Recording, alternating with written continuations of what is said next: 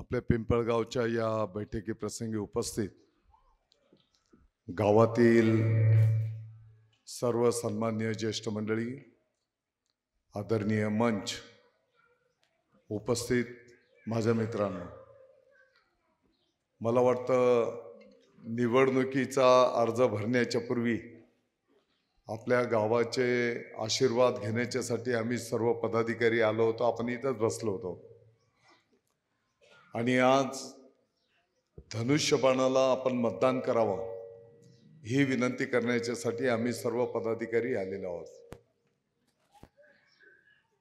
शेखराबा, या निवडणुकीला सामोरं जात असताना आपण विकासाचा अजेंडा घेऊन जनतेमध्ये जातो आहोत. काय काय कामं केली आणि भविष्यामध्ये आपल्याला काय काम करायचं आहे हे सर्व मुद्दे घेऊन आपण जनतेच्या दरबारात जात आहोत. मागच्या मीटिंगमध्ये आपल्या मालेगाव तालुक्यातील काष्टीच्या शेती महामंडळाच्या 650 एकरमध्ये 5 कृषी महाविद्यालय आणि 1 डिप्लोमा कॉलेज, त्याची संपूर्ण माहिती आपल्या गावाला देण्यात आलेली आहे. मालेगावच्या लोढा मार्केटच्या शेजारी 100 खाटांचं महिला व बाल रुग्णालय,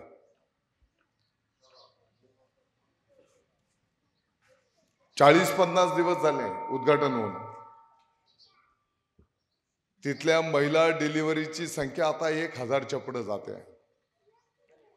तर आपण विचार करू शकतो की किती गोरगरिबांचे पैसे वाचवण्याचं पुण्याचं काम त्या हॉस्पिटलच्या माध्यमातून संपन्न होत आहे. संपूर्ण भारतामध्ये 1 रुपयामध्ये शेतकऱ्यांना पीक विमा देणारं महाराष्ट्र हे एकमेव राज्य आहे. आणि मागच्या वर्षाला जे काही शेतकरी बांधवांच्या पिकांचं नुकसान झालंय, आपण सर्वांनी त्याचा पाठपुरावा केला. मालेगाव तालुक्याला 164 कोटी आणि नाशिक जिल्ह्याला 850 कोटी रुपये शेतकऱ्यांना नुकसान भरपाई मिळवून देण्यामध्ये आपण यशस्वी झालेलो आहोत. आपल्यापैकी किती शेतकऱ्यांना नुकसान भरपाई मिळाली आहे का नाही? ज्यांनी 1 रुपयामध्ये पीक विमा काढलेला होता त्या सर्वांना नुकसान भरपाई मिळाली. मागच्या 4 दिवसापूर्वी धुळ्याला भारताचे लोकप्रिय प्रधानमंत्री आदरणीय नरेंद्र मोदी साहेबांची जाहीर सभा झाली आणि त्या सभेमध्ये प्रधानमंत्री महोदयांनी घोषणा केली, PM किसान जे वर्षाला 6000 रुपये केंद्र सरकार देत आहे, राज्य सरकार नमो शेतकरी 6000 रुपये शेतकऱ्यांच्या खात्यावर दिले जातात, म्हणजे एकूण 12000 रुपये, ते आता 15000 रुपये करण्याचा निर्णय प्रधानमंत्री महोदयांनी घोषित केलेला आहे. संजय गांधी निराधार योजनेच्या माध्यमातून आता इकडे युवराज बसलेला आहे, पिंटू भाऊ आहे आणि गावोगावच्या पदाधिकाऱ्यांनी, तुम्ही सर्वांनी अतिशय कष्ट केले, कागदपत्रांची पूर्तता केली. आज मालेगाव शहर आणि तालुका मिळून 71000 लोकांचा पगार चालू आहे. शेखर भाऊ, काही तालुक्यांमध्ये 2000, 5000, जास्तीत जास्त 9000 लोकांचे पगार चालू आहेत. आपलं मालेगाव शहर आणि तालुका 71000 लोकांचा पगार चालू आहे. कागदपत्रांची पूर्तता केल्याशिवाय होत आहे का? एक पगार मंजूर करायचा म्हटला तर 10 कागदपत्र द्यावे लागतात. काही लोक बोलतात दादा भुसेनी काय काय. आता ही जी मालिका आहे, नानाजी देशमुख कृषी संजीवनी प्रकल्प, पोकरा योजना, मागच्या वेळेस तुम्हाला शासन निर्णय दिला, शेतकऱ्याला विहीर पाहिजे, फळबाग लागवड, ड्रीप करायचंय, शेडनेट करायचंय, पॉली हाऊस करायचंय, ट्रॅक्टर घ्यायचंय, अवजारं घ्यायची आहेत, 70, 80, 90% सबसिडी पुढच्या 6 वर्षांच्यासाठी 6,000 कोटी रुपयाचा टप्पा 2 प्रकल्प आपल्या सरकारने मान्यता दिली. शेखरआबा, याचं वैशिष्ट्य हे आहे, जागतिक बँकेच्या अर्थसहाय्याने ही योजना राबवली जाते. टप्पा 1 फडणवीस साहेबांच्या काळात सुरू झाला होता 6 वर्षाच्या कालावधीकरता. त्याचा कालावधी संपला, 6,000 कोटी रुपये खर्च झाले. आपल्याकडे कृषी मंत्रीपद तालुक्याला होतं. त्या काळात 1 वर्षभर पाठपुरावा केल्याच्या नंतर महाराष्ट्रातून फक्त मालेगाव तालुक्याचा आपण समावेश केला होता. आणि टप्पा 2ला मान्यता देत असताना युवा सेनेला मला विनंतीपूर्वक सांगायचं आहे, टप्पा 2ला मान्यता देत असताना टप्पा 1 मधली गावं घ्यायची नाहीत असा नियम होता. परंतु शासन दरबारी आपण सारखा पाठपुरावा केला आणि शासन निर्णय जर तुम्ही बघितला तर संपूर्ण महाराष्ट्रातून फक्त मालेगाव तालुक्याचा परत समावेश करण्यात आलेला आहे. शेखरआबा, पुढची 6 वर्ष शेतकऱ्यांना या योजनेचा लाभ मिळणार आहे. म्हटलं तर सोपी गोष्ट आहे का? आपण सर्वांनी याचा पाठपुरावा केला तेव्हा हे शक्य झालेलं आहे. मुख्यमंत्री माझी लाडकी बहीण योजना मालेगाव शहर आणि तालुका 2,25,000 बहिणींच्या खात्यावर 7,500 रुपये ऑलरेडी टाकण्यात आलेले आहेत. राज्यव्यापी जर आपण विचार केला तर 2,40,00,000 बहिणींच्या खात्यावर, प्रत्येक बहिणीच्या खात्यावर दर महिन्याला 1,500 रुपये. आणि आपल्याला माहिती आहे हा पैसा मंत्रालयातनं निघतो, डायरेक्ट लाभार्थ्याच्या खात्यावर जातो. मध्ये कोण आहे का? मग काही भ्रष्टाचाराची योजना आहे, काही चुकीची योजना आहे? विरोधी पक्ष या योजनेच्या विरोधात माननीय न्यायालयामध्ये गेले, स्टे मागितला, न्यायालयाने त्याला स्टे दिला नाही. म्हणजे ती योजना बंद करायला घेत आहेत विरोधी पक्ष. उलट आता मुख्यमंत्री महोदय एकनाथजी शिंदे साहेब, उपमुख्यमंत्री माननीय देवेंद्रजी फडणवीस साहेब, अजितदादा पवार साहेब हे 1,500 रुपये सन्मान निधी आता 2,100 रुपये प्रमाणे करणार आहे. आणि सगळ्यात महत्त्वाचा निर्णय आपल्या सरकारने जर काय केला असेल, संपूर्ण महाराष्ट्राचं वातावरण पाहिल्याच्या नंतर 1000% महायुतीचं सरकार येणार ही काळ्या दगडावरची पांढरी रेष आहे. केंद्रामध्ये ऑलरेडी आदरणीय नरेंद्र मोदी साहेबांच्या नेतृत्वाखाली महायुतीचं सरकार आहे. आणि म्हणून डबल इंजिनचा सरकारचा फायदा काय असतो? मुख्यमंत्री उपमुख्यमंत्री महोदयांनी निर्णय केला, आपलं सरकार आल्याच्या नंतर महाराष्ट्राच्या सर्व शेतकऱ्यांची कर्ज माफ केली जातील. हा अजेंडा, वचनपत्र आपल्या महायुतीच्या नेत्यांनी त्या ठिकाणी दिलेला आहे. आणि म्हणून शेतकऱ्यांना मोफत वीज, मी फक्त शेतकऱ्यांशी संबंधित योजना सांगतोय, 100 योजना आहेत.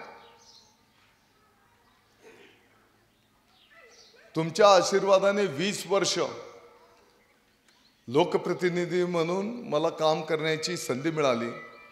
परंतु हे काही राजकीय बोलत नाही मी, परंतु ह्या 2 वर्षामध्ये एवढे निर्णय झाले मी माझ्या या 20 वर्षामध्ये कधी बघितलेले नव्हते.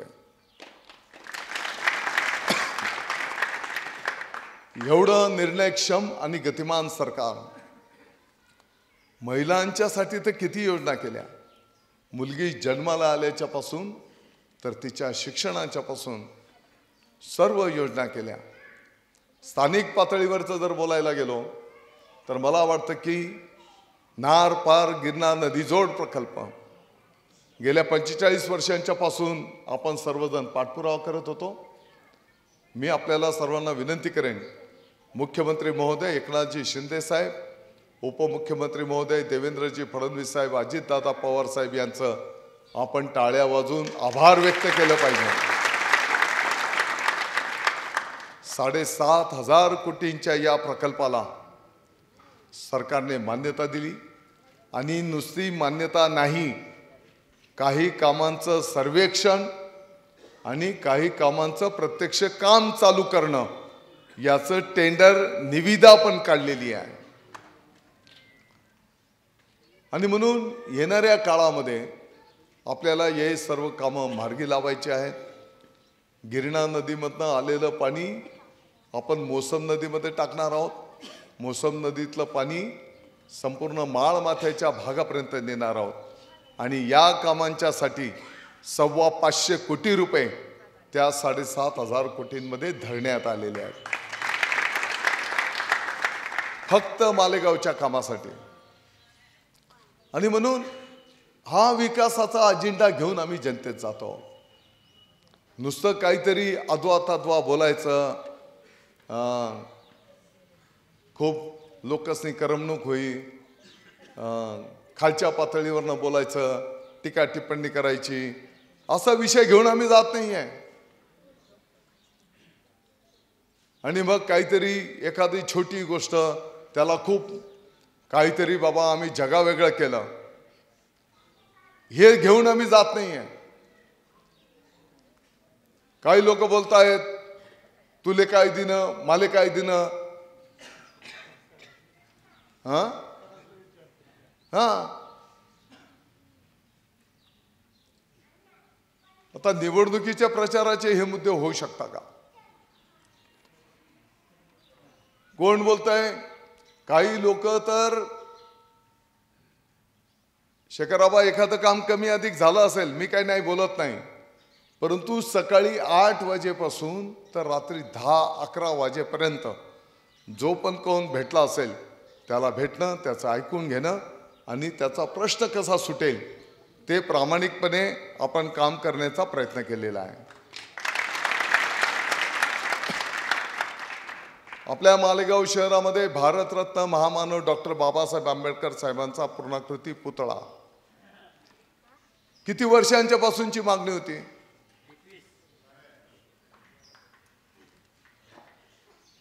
आज सगळ्यांना आनंद होईल. ते काही बाबासाहेब काही एका समाजापुरते नाही आहेत, त्यांनी आपल्या देशाला घटना दिली आणि म्हणून आपल्याला सर्वांना आनंद होईल असं पुतळा आणि स्मारक आपण मालेगावमध्ये उभं करू शकलेलो आहोत.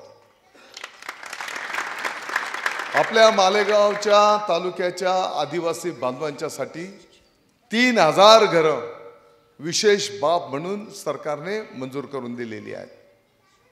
आपल्या या पंचक्रोशीच्या गावांच्या गावठाण विस्ताराकरता प्रत्येक गावाच्या जवळचं जे शेती महामंडळाची जागा आहे, जवळपास 12 गावांच्यासाठी कुठे 5 एकर कुठे 10 एकर आपण जागेची मागणी केलेली आहे आणि 90% प्रस्ताव त्याचा आपला पूर्ण झालेला आहे की जेणेकरून ज्या लोकांना घरकुल योजनेचा लाभ द्यायचा आहे, कोणाला घर बांधायला जागा नाही, त्या जागा आपण या शेती महामंडळाच्या मधनं तिथे आपण उपलब्ध करून देणार आहोत.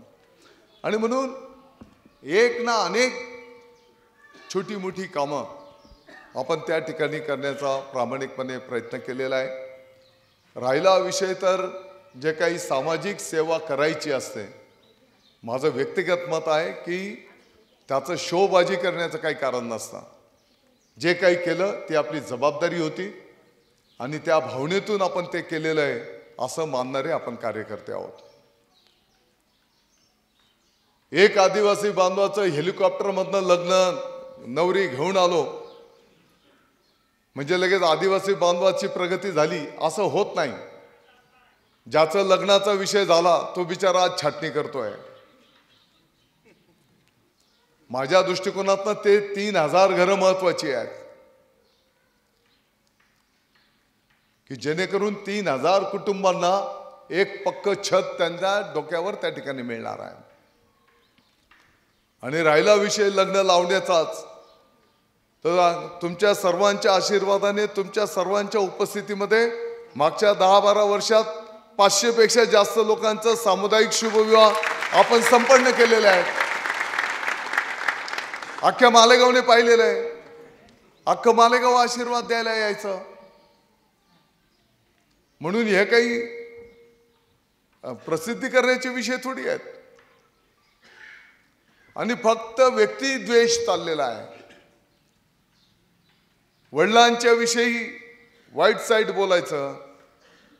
मला वाटतं पिंपळगाव तर माझ्या वडिलांना चांगलं ओळखतंय, आहे का नाही? गिरणा कारखान्याने मीटिंग,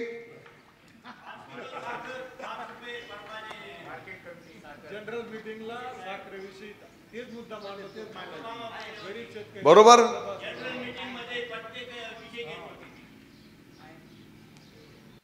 आणि त्यांच्याविषयी त्यांचं निधन होऊन 82-83 वयाच्या नंतर त्यांचं निधन होऊन काही वर्ष झालेली आहेत. त्यांच्याविषयी वाईट साईड बोललं जात आहे.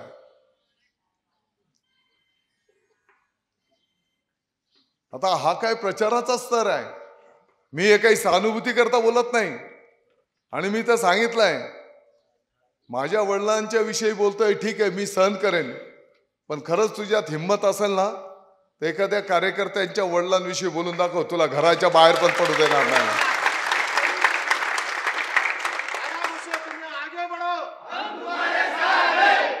ही संस्कृती नाहीये आपली. मालेगावला महाशिवपुराण कथा झाली. आपल्यापैकी किती लोक आले होते? कसा कार्यक्रम झाला होता? संपूर्ण भारतामध्ये आपल्या मालेगावचं आजही नाव निघतंय.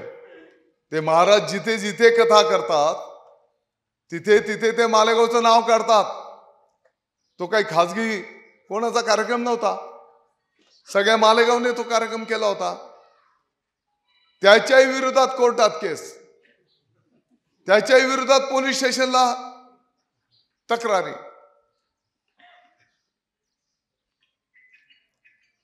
बँकेचे पैसे खायचे, त्या बँकेला टाळा लागला. NDCC बँक, ठेवीदारांचे पैसे मिळत नाही, त्याच्यावर कोण बोलत नाही. मोठे मोठे लोक एकाच प्रॉपर्टीवर 3-3 वेळेस कर्ज काढतात. एकदा कर्ज मंजूर करून घेतलं 2.5 कोटी, परत 2.5 कोटी, परत 2.5 कोटी, त्याच प्रॉपर्टीवर पैसे काढतात.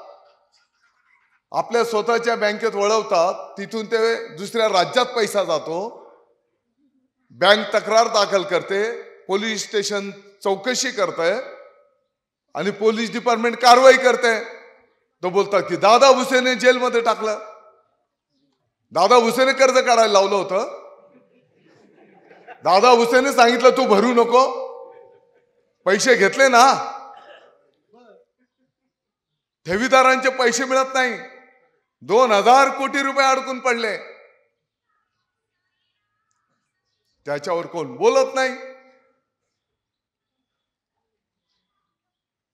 तालुक्यातल्या 500 लोकांच्या पेक्षा जास्त लोकांकडनं नोकरी करता पैसे घेऊन ठेवलेले आहेत. 10-10, 15-15 वर्ष झाले. कोणी जमिनी विकल्या, कोणी व्याजाने पैसे घेतले, कोणी सोनं नाणं मोडलं.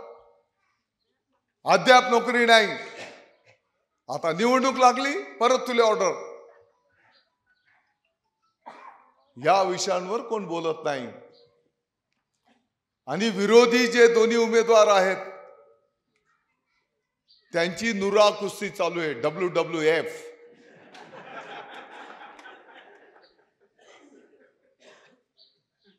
एक उमेदवार दुसऱ्या उमेदवाराला फायनान्स करतो आहे. तू दादा भुसेला मत खावा करता उभा राह. त्याचं काय माहिती लोक किती हुशार शेतात. दादा भुसेचं मत खायला तू उभा राह. कालपर्यंत दादा भुसे चांगला होता, 2-3 वर्ष पहिलेपर्यंत. मामा बरोबर आहे ना? आणि 2-3 वर्षात दादा भुसे वाईट होई गया. आणि काय बोलतो एक जण, यांची WWF चालू आहे, एक दुसऱ्याला फायनान्स करतो आहे. दुसरं काय म्हणराय ना, मला माहित छे पडणार शे, पडीसन बी आम्ही नफा मजा राहणार शे.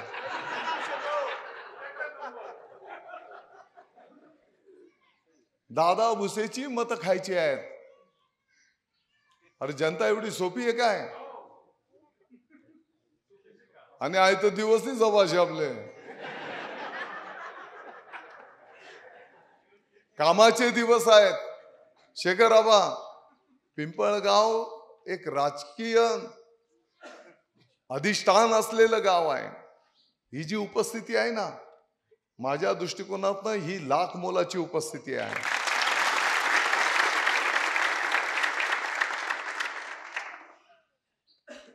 एक जण बोलतो दादा भुसेने मालेगाव पासून मुंबई पर्यंत हायवे घेऊन टाकलेला आहे, हायवे एकच घे टाका. बरं ठीक आहे, घेतला. दादा भुसेचा दुबईला बंगला आहे, गोव्याला बंगला आहे, गोवा. यासले रातले गोवा आणि दुबई शिवाय दुसरं दिसत नाही. तर हा प्रचाराचा स्तर गेला आहे. पुढे साक्रीला मला जायचं आहे, तर मी तुम्हाला एवढीच कळकळीची विनंती करणार आहे. एखादी गोष्ट कमी अधिक झाली असेल, मी काही नाही बोलत नाही, परंतु प्रामाणिकपणे मी काम करण्याचा प्रयत्न केलेला आहे. सकाळी 8 वाजेपासून तर रात्री 10-11 वाजेपर्यंत कोणकोणत्या पक्षाचा आहे, कोणकोणत्या जाती धर्माचा आहे हे न पाहता समोरच्याचा प्रश्न कसा सुटेल ते काम करण्याचा मी प्रामाणिकपणे प्रयत्न केलेला आहे. आपल्या मालेगावला मान खाली घालावी लागेल, मालेगावच्या नावाला धक्का लागणार नाही, या पद्धतीने मी काम करण्याचा प्रयत्न केलेला आहे. आपण सर्वांनी अतिशय कष्टपूर्वक मालेगावचा एक नाव लौकिक संपूर्ण महाराष्ट्रामध्ये उभा केलेला आहे. ज्या योजनांचा मी पाडा वाचला, आजूबाजूचे तालुके, आजूबाजूचे जिल्हे बोलतात की तुमच्या तालुक्यामध्ये आमच्या गावांचा समावेश करा. नुसतं पीक विम्याची माहिती घ्या तुम्ही, आजूबाजूच्या बॉर्डरवरच्या गावांची माहिती घ्या, तिकडच्या शेतकऱ्यांच्या तुम्ही भावना ऐकून घ्या. साहेब 31,000 रुपये मिळाले मला. आणि म्हणून हे सर्व आपण सगळेजण पाठपुरावा करतो, कागदपत्रांची पूर्तता करतो, तेव्हा हे मिळतं ना. घरी बसून मिळेल का? पुढच्या वर्षासाठी मागच्या महिन्यापासून आपण पाठपुरावा चालू करून टाकलाय. आता ही काय सांगायची गोष्ट आहे का? आणि म्हणून माझी एवढीच कळकळीची विनंती आहे, जशा जशी 20 तारीख येईल खूप खोट्या अफवा येतील, तर या अफवांना आपण बळी पडू नका. धनुष्यबाणाला आपण आशीर्वाद द्या. आणि पिंपळगावने फक्त पिंपळगाव पुरतं मर्यादित न राहता आपलं मित्र परिवार, आपले नातेवाईक यांना सुद्धा धनुष्यबाणाला आशीर्वाद देण्याची विनंती करा. जय हिंद, जय महाराष्ट्र.